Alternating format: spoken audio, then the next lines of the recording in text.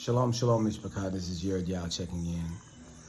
I know my hair looks all over my hair right now. I'm not really worried about it, but I am kind of worried about my hair. Not worried about it, but I don't know if it's looking decent or not. But shalom, shalom, Mishpachah. This is Yared Yao. And I wanted to address a topic that, you know, is a very popular doctrine, a very popular false doctrine that most Hebrews hold. And they hold this doctrine for really what I consider to be flimsy reasons and flimsy proofs. But let's talk about that. This is the doctrine that Esau is the modern white man. That Esau is the modern white man. So let's figure out, you know, and put things into perspective and see how this is an incredibly false doctrine for people to fall into. First of all, the reason why I'm even doing this right now is because I ran across a meme, and the meme was, and I don't mean to just point fingers or, you know, I'm not going to give the guy's name, and I commented on it, and it's not even a big deal, right? But the pictures and the meme was so egregious, right? That it just, you know, drove me to comment on it. And so this is when you know it's probably time to put the phone down, when you run across something that's so wild that you don't even want to, like, you want to say, ugh. But, you know, it just boggles my mind a little bit. But I mean, false doctrines are out there, and this is an easy one to, you know, kind of allow in your core belief system because of the way that we feel about white people anyway, right? We feel as if white people are our sworn enemies, right? And in a lot of situations they are, but in a lot of situations too, they are not, and can, you know, turn around and be some of your best friends and cleave just as well as any other nation. We have to remember that we were not always in slavery to white people. We were at one point in slavery to black people. We were at another point in slavery to black people. We were at another point in slavery to black people, the Persians, right? And we were semi-slaves in Persia. Not really, but underclass. And Persia was black then too. So at one point, we were in slavery to Greeks. Now, Greeks were not black, right? They were olive complexion and had dark hair, which means they weren't white either, right? And so this is where you guys want to, you know, pay attention. Greek people, even though they're portrayed all over TV as being white, they were not white. They were more like we see modern day Indians, or modern day what we call Middle Easterners, or even maybe Mexican or South American. That complexion, that style of Greek. Do you see what I mean? So these white skin, light skin Greeks are new. These, you know, just let me explain. So you go to the next nation, the Romans, and they're not white either. They are a little lighter than the Greeks, but they are still, you know, not white people. These are people that have some sort of hue to them, right? And you could even see Italians and some Italians and Greeks today that they have fuller complexions, some of them, right? And so this is where they come from. You know, you don't start off having white people.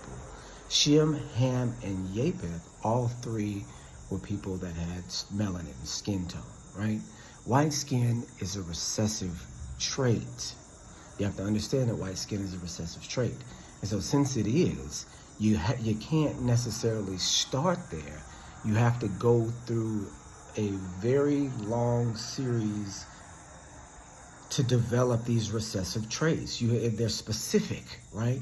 And you can develop recessive traits, but that's only in a specific bloodline that has to get there. Do you see what I'm saying? You pass that trait on, you mutate that trait in a family, because you need it, because you're in a specific area.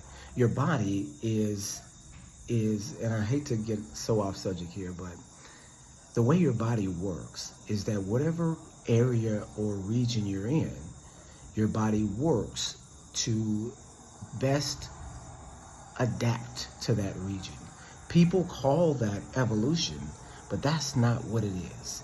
It's actually adaptation, or mutation is, more apt. And this can happen in a single generation. You don't have to go 2 generations. You don't have to go far for a powerful mutation to occur, right? And we don't mean mutation as in 3 arms or anything like that, but something specific to your environment that will help you survive to the next level, right? And so we see like Inuit people in Alaska and, all the northern regions up there, the Inuit people that are Indian, northern Indian tribes developed, slants to their eyes because of all the snow, because of all the snow blindness. This developed very quickly into a cultural trait that exists today, and correct me if I'm wrong, as a recessive trait, right? So that means that since we understand that the dominant traits contain melanin, that this recessive trait is very specific, right? It's very specific to a region and area, and then propagated from there. It's just scientific fact, right? It's not evolution, it's adaptation, right? And not in evolution like the way that you could even say evolution, but not in the way that they say evolution. They're gonna say that the fish turned into a lizard, and the lizard turned into a snake, and the snake turned into a dog. You see what I'm saying? They're going from one species to the next, and just not how it works. You have specific lines of species, and you don't cross those lines. But within those lines, you can have adaptations, right? You can have adaptations in a specific area to be able to handle that area better, right? And stay what you are. Do you see what I mean? I mean, we have 100 names for a duck, but there's just really a whole bunch of different types of ducks, right? We got all these different types of birds, but it's still a bird, right? So my point here is that, and I guess I'm getting way off track here, but my point is that when you look at where white people come from as a people, it has to be from a line that existed a long time in an area that would necessitate white skin. And that's just the only way that we can, scientifically postulate on where white skin comes from at being a recessive trait, and blue eyes and blonde hair and all of these characteristics, right? But we do know that they appeared in a certain area at a certain time, and then from there became, nomadic and conquered everywhere they went, and changed really the racial dynamic of the entire world in about the 4th, 5th, and 6th centuries AD. You guys got to remember that this is when white people come on the scene. So this is why white folks can't be Edom, because Edom was black. Edom was black, y'all, and he's not going to change white. He was black. And so Jacob and Esau are twins. And I said Edom, I meant Esau. Jacob and Esau are twins, right? So they are similar one to another, right? And so with that, you can't have 2 completely different people and then say that they're twins at some point in history. If you put a white man and a black man next to each other, there are enough genetic differences between these 2 people as to make that they were twins at some stage in history impossible, right? We all know that Everybody comes from Noah on the planet right now, and there's bunches of different people right now. People have adapted in all different sorts of fashion, but again, these people are only going to connect in certain ways, and us and white people don't connect in those ways. So we could have never been twins, right? So what we're trying to say is that since we know Edom, we know Esau, and we know that he was described as being ruddy in the same way that David was described as being ruddy. And it's the same word, red-skinned, right? And we're not talking about the redskins. We're talking about red as in clay, red as in earth, right? Red as in blood. Do you understand what I mean? And so we mean a brown person, not necessarily dark brown, right? Because you got dark brown, you've got mid brown, you've got light brown, you've got all of these shades that encompass a lot of different people in the ancient world. And so Edom, Esau, was red complected in the same way that David was. And that makes sense because David's great ancestor, Jacob, was his twin. You see what I'm saying? So we know Esau, Edom, was a black nation, and a nation that was similar to their father. Now, Esau does go down the line, Esau has 12 sons, exactly like Jacob does.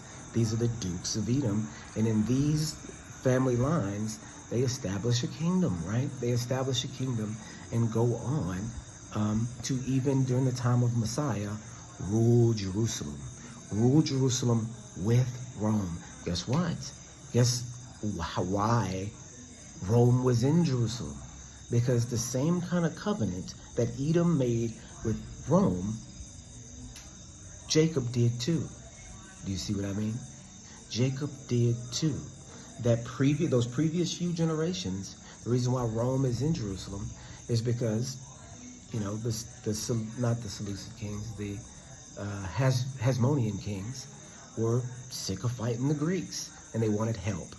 And since they couldn't just up and destroy the Greeks like they wanted to get them out of their hair, they called on Rome. Rome said, sure, we'll help you, came in and conquered them with no fight whatsoever, right? Just set up shop and, hey, you guys belong to us now. That's it. That's how it happened, right? So the same type of covenant that that Edom made with Rome, Israel did too. So you can't use the fact that, somehow they're in line with the Romans to say that now they are the Romans, right? And then not only that, the Romans weren't white either. So this is the craziness that we're dealing with here. That you're looking at one line of Japheth and not the other. And here's the crazy part about Japheth. You do have lines that go into all these dramatically and drastic different racial characteristics from Japheth. You don't see that from Edom. You don't see that from the Semitic lines. Do you see what I'm saying? And so what people are doing is they're putting the modern concept of, and so before we go there, the reason why people say that Esau is the white man is because of some sort of connection that Edom had to Rome.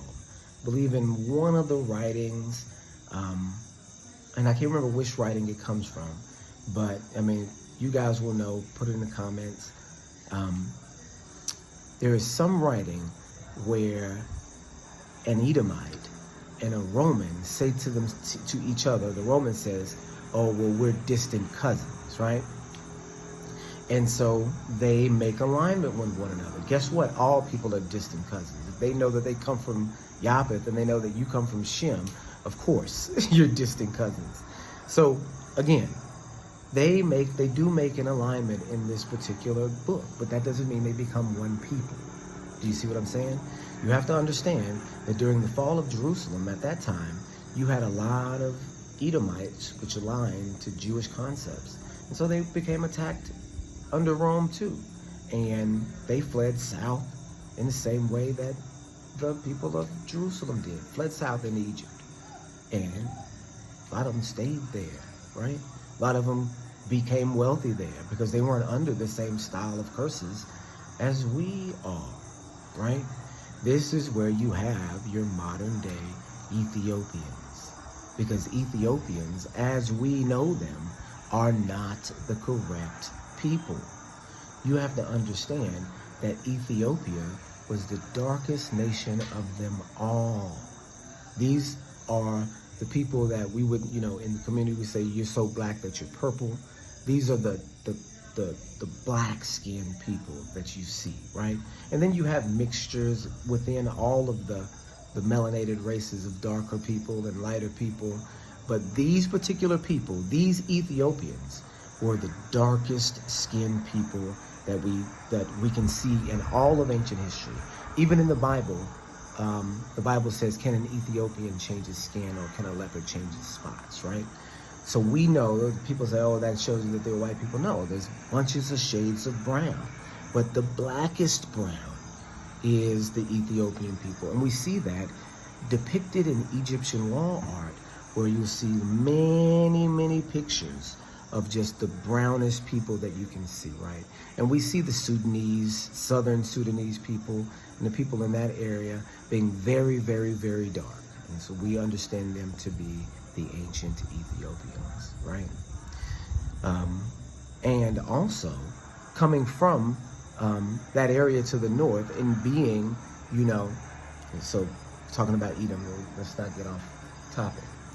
Coming from that area of the north and coming down into Ethiopia and into Egypt, and then again being pushed down in later eras by the Vikings, right? Being pushed further down into modern day, what we know of as modern day Ethiopia, and settling there and becoming a people and blending in with the surrounding environment, claiming that heritage as their own, and then continuing forward for about 1800 years, 1700 years. I mean, that's what we see in the migrational pattern of Edom. And this is why Edom seems to disappear, because they take on that Ethiopian characteristic and push the Ethiopians further south and further west. And as they spread out into the African lands, they adopt whatever pagan cultures that they come across and survive as a people without a heritage anymore.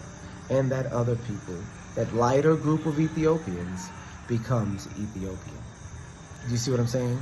This, the stealing of identities, the re-envisioning of cultures is old. It's not just happened with us, in America with being Israelites. This happened to a lot of different cultures, but in different ways, in specific ways. So you have to understand, I guess we're still talking about who Edom is and why this doctrine is bad. But you do have to understand that in the ancient world, you have differentiations, and they kind of maintain their general character all the way up until very late stages of the game. For instance, we look at Gog and Magog. Gog and Magog, first introduced in the Bible in Genesis chapter 10, right? Genesis chapter 10, the Table of Nations. And then reintroduced again in Ezekiel, right? The prophecies against Gog, Magog, Meshach, Tubal, all of these prophecies, which are in a time in Ezekiel also talking about the end of the world, right? In a haphazard way, this section of Ezekiel is talking about the end of the world. And then you see again in the book of Revelation, Gog and Magog, right? The army of Satan, Gog and Magog, right? Right? And these people groups are named the same from the book of Genesis, the first book of the Bible, to the book of Revelation. So that means they're not dramatically changing so much in this era, right? So when we look at when they say, and I guess this specific people group has to have changed dramatically, because we know that at one point in time that they weren't white. But besides that, they're sticking out. I don't mean necessarily that they're changing their appearance, but they're not changing their family structures necessarily. They're still staying as groups, but the groups are traveling and calling itself different things and being conquered and reconquered, or then conquering. And so the people groups are staying the same, but the names may change. Does that make sense to you guys? So when we look at the Egyptians, the actual Egyptians, we know were pushed west, and a lot of them are the Dogon tribe. We look at modern day religion of the Dogon, they've got Egyptian religion today, right? And then again, we take that same concept and look south and find the Ethiopians, right? And so you have to push that down, because what was just north of Egypt and Ethiopia? Edom, right? So everything was pushed kind of south and then renamed and reconfigured in history, right? That's why you look at the modern day Ethiopians now, and some of them look like they could be black, some of them look like they could be mixed in, some of them, got the same style of features as black folks do. You see what I'm saying? So, all right. So the other reason why people say that Edom is the white man is because he's in charge now. Like the white man is in charge now. And in 2nd Esdras, there's a quote that says that Jacob is the beginning of the world and Esau is the beginning of the world and Jacob is the end. Or is it Esau is the end of this era? I believe that's it. Esau is the end of this era. And forgive me if I'm wrong, y'all. I can go ahead and look that up in there. But Esau being the end of the era. Let me explain a little bit of Hebrew to you guys. What is an era? Right? You have to understand that the Bible breaks things down into eras too. People call them dispensations, which is, a religious term or a theology term, you could say.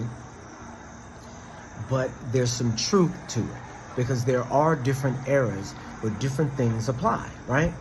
And that goes a long way into saying, well, should we keep the law? Should we not keep the law? People have used that to say, now you shouldn't keep the law. This is the era of liberty. But people don't understand that in the era of liberty, it's not the liberty to sin.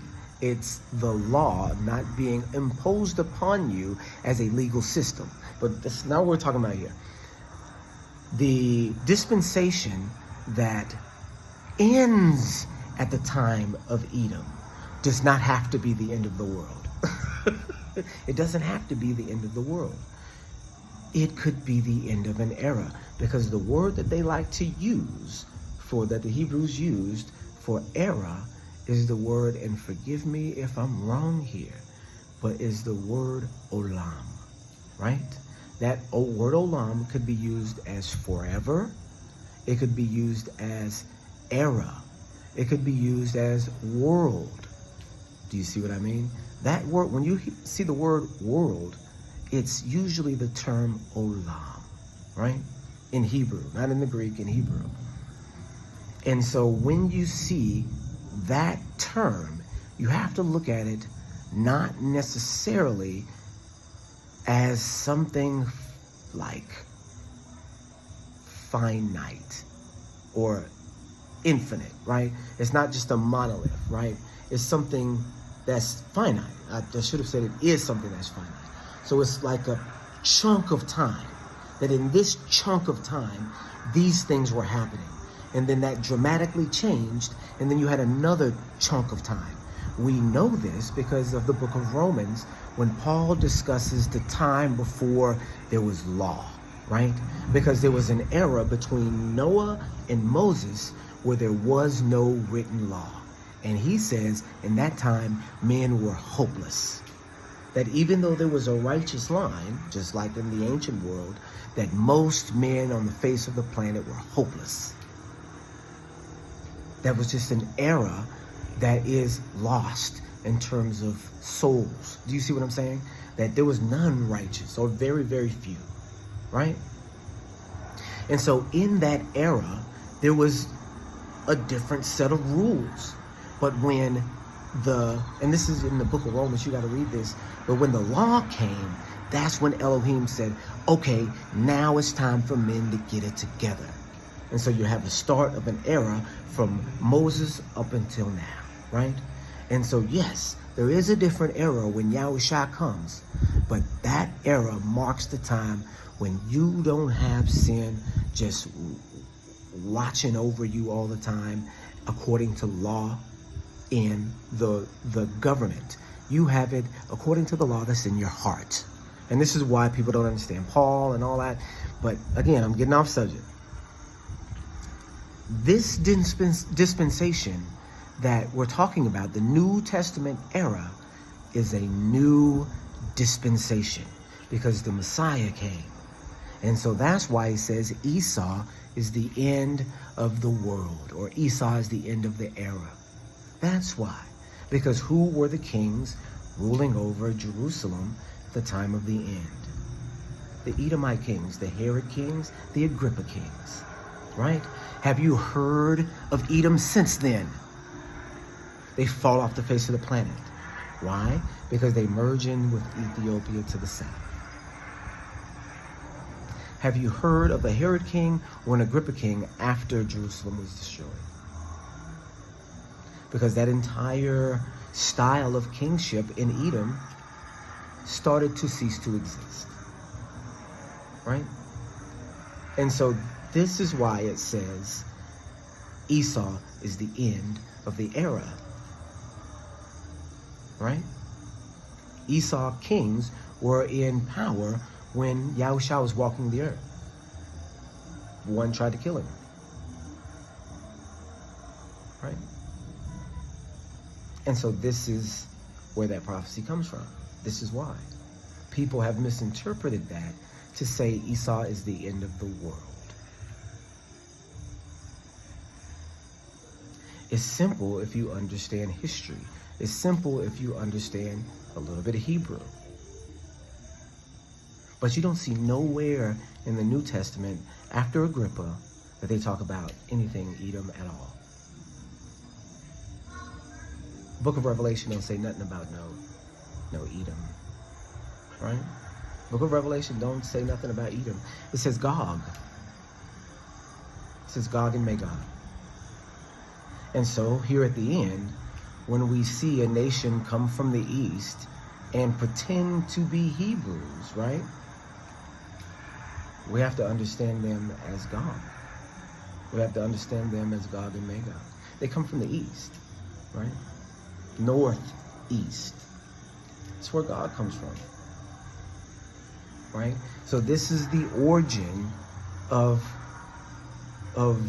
white history. It's coming from the northeastern mountainous regions and conquering on down through all the way to England and through all the way far south as Egypt, and changing the racial dynamics everywhere in between. And so this is the era of Gog and Magog. And this era started in about 700 AD, right? Some of those Gog and Magog hordes were Muslims, right? Others became Christians, right? Others became Jews, the Khazars, Gog and Magog. The Khazars come from where? Russia. See what I'm saying? The Palestinians are related to the Khazars genetically. So where do they come from? Right? Those aren't the ancient Palestinians. Those are the new style Palestinians, right? More than likely leftover Romans. People crazy. So, again, this is a false doctrine that's easily,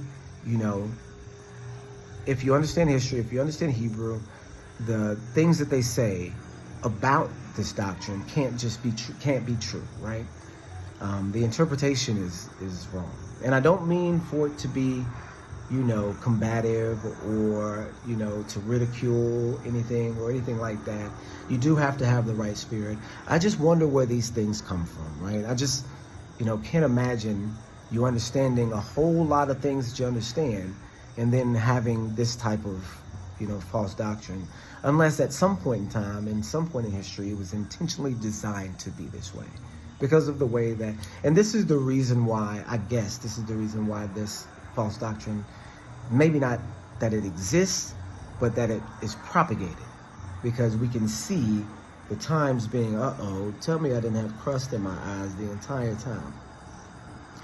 We can see how this can be propagated in the modern era because we like to think of our worst enemy as the Edomites, right? The ones that were fighting with us, the ones that were, our arch nemesis. We like to see that in the modern era and then point the finger and say, okay, well, this must be my mortal enemy, right? It just doesn't work that way, because even in ancient times, it didn't work that way. If the Edomites were the mortal enemy of Jacob, then what in the world happened in the 1st and 2nd centuries BC when they joined? Or is it maybe 3rd? When they joined, when they became quote-unquote Jewish, right? What about during that time when they were one people, right? And so as one people, they would always get confused for one another, so they had to still have looked alike, right? And so this is the thing. You just get this modern hatred of the person who is currently enslaving you and put ancient ties to it. And it's just not something that you can, do. It's a bad thing. Because again, doesn't it say in the law, thou shalt not abhor an Edomite, for he is thy brother? Is that Deuteronomy 23:7? I think it is. So it's against the law to abhor an Edomite. To hate an Edomite is against the law, right? If we stand on Torah, we stand on the law. You're in sin if you hate an Edomite. It says that's a thou shalt not, right? Right? If you hate an Edomite, that's a sin, right? And I'm not trying to wag the finger or anything like that. But if we stand on Torah, we stand on Torah. And so we don't need to even, the whole concept behind the doctrine is false, right? Because we can't say, this is the enemy, or, this is the guy, da-da-da-da-da, if it says we can't do that, right? And it says specifically about this group of people that we can't do that. It says, thou shalt not abhor an Egyptian because you were a stranger in his land. And it says, thou shalt not abhor an Edomite, for he is your brother, right? Right? That's what it says. All right. I guess that's all I got. I feel like I'm missing something. I guess I said the reasons why people believe this way. And then the modern interpretation. Yeah, I guess that's it. But yeah, I just wanted to go over these few things.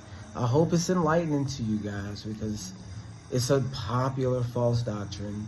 And I'll be glad to see when, to see it go away, because eventually, all false doctrines will go away. All right. Shalom, shalom.